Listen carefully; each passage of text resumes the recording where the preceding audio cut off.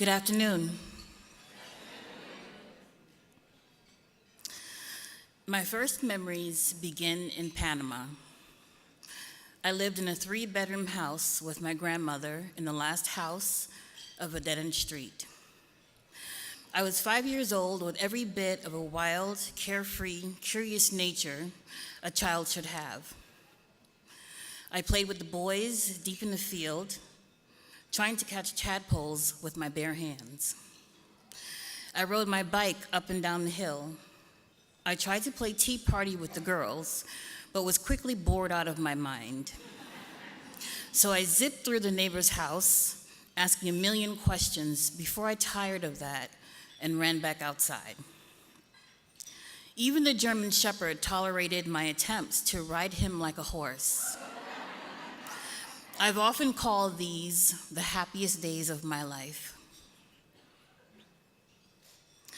One day when I was 6, while playing with another little girl, her older brother sexually assaulted me. I remember walking back home completely numb.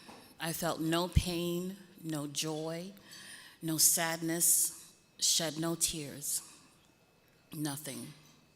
Simply numb. I told no one. This was the day my childhood ended.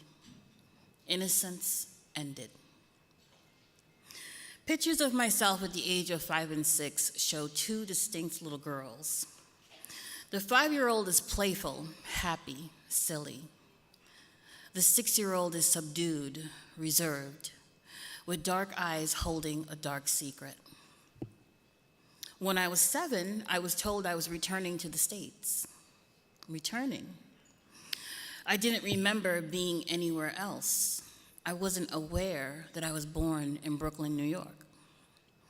The culture shock was hard, to say the least. Adjusting did not come easy. My mother was cold, distant, and harsh, but I still had grandma with me. She showed me love. Even into my adult years, I could still lay my head in her lap and feel her love kiss my soul. Eventually, the oil and water mixture between my mother and my grandmother caused my grandmother to move out. Just like that, my biggest ally, my best friend, was gone. At the age of 8, I felt the first wave of depression, something that would stay with me for the rest of my life. It came when I least suspected and caused my silence to grow thicker. I became withdrawn, and I also began wearing the happy face mask. To cope, I learned to love writing. Writing allowed me to get my thoughts and feelings out without fear of judgment. Writing short stories also helped to take away the stresses at home. My mother's husband, the one that had built my Barbie dream house and got down on the floor to play with me, became the second pedophile in my life. The rest of my childhood was marred with abuse, both verbally and sexually, and a steady diet of guilt trips. I was incapable of hiding my utter disdain for my mother and my stepfather.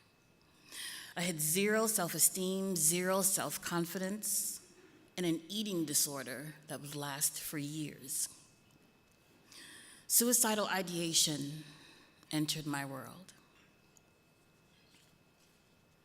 At 17, suppressed memories started to return, and I finally told my mother about the abuse by her husband. But she did not believe me, which brought about more trauma. In fact, she blamed me. She was also verbally abusive, which only reached new heights when I told her about her husband. This solidified my plans to leave, and so at 18, I moved out. Looking back now, I realized it was really a runaway. It was at this time that I met my first boyfriend. He would become the 3rd person to sexually assault me. I would spend my adult life constantly battling with a lack of focus and concentration, struggling to complete projects I started. I now understand I was suffering from chronic severe depression and PTSD. I bounced from place to place to secure permanent housing, something I could truly call my own. I eventually found a room to rent, but due to a dispute with the landlord, found myself homeless. I feared going to a shelter because I'd heard so many horror stories of physical and sexual violence, stolen property, and apathetic case managers. I was on the street, walked up and down the city, and slept on trains and buses. Yes, you can say I'm a little stubborn. I began to have health issues that affected my ability to walk, but I was not ready to give up. I decided to seek help and met with Steve Lopez at the Coalition for the Homeless. He gave me information about the shelter system, firmly believing that something better was coming for me, and it was right around the corner. I entered shelter. Immediately upon entering the shelter, I was shown information for 2 educational programs. One was for culinary, the other was for the First Step program. It was a hard decision because I love to cook, but I also love Microsoft Excel.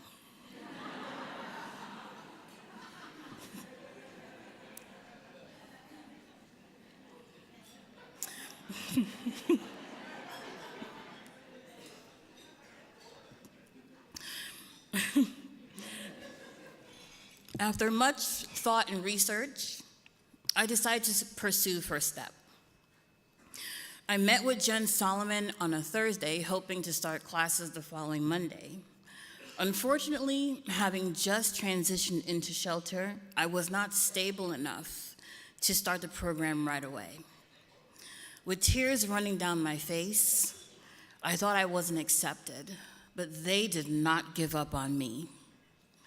Jen worked with me to get all the pieces in place so that I could be ready for the next class.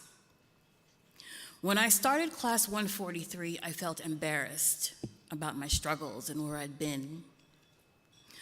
I soon learned that most of the other women shared my story. I found compassion and empathy and understanding and encouragement. I found a sisterhood. Workshops in the program helped me find my self-confidence. For years, people have told me I'm a strong person, but I never believed it. I could never see it. Finally, I started to see my strength. During phase 3 of First Step, I worked with Jackie Roberts on my resume and Madison strategies to secure employment at one of the city's leading hospitals. Getting hired gave me a sense of pride and accomplishment and of conquering something huge. Prior to First Step, I never would have applied to a hospital. I would have assumed defeat and felt unqualified. I would like to thank my support circle, especially my brother, and the First Step staff, Jen, Jackie, Liz, Jesse, and Sarah. Also, after a very long hiatus, I started writing again. I know now I'm not just a survivor, I am a warrior.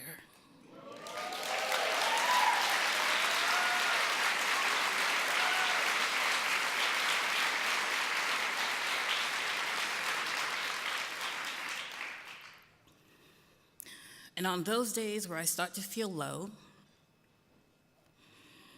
I remind myself of how much I've been through and how far I've come. I remind myself of my goals. I remind myself that I am worthy and deserving and, yes, strong. And though I may fall, I always get back up.